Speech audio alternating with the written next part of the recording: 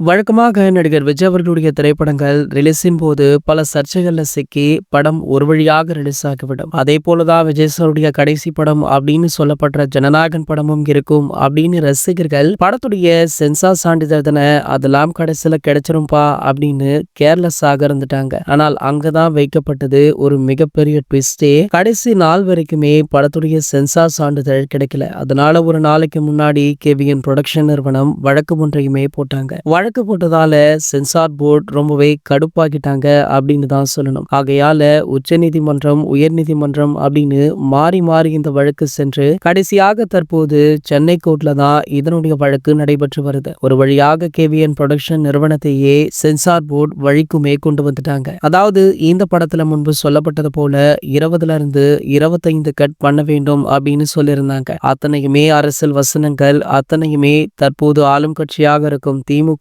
பாஜக அரசாங்கத்தை எதிர்த்து தளபதி விஜய் வைத்த காட்சிகள் அப்படின்னுமே சொல்லப்படுது. சோ அத்தனை காட்சிகளையுமே நீக்கிவிட்டு தற்போது மறு தணிக்கைக்கு படமுமே அனுப்பப்பட்டிருக்கா. இதற்கான ரிசல்ட் நாளைக்கு வெளியாகும் அப்படின்னு சொல்லப்படுது.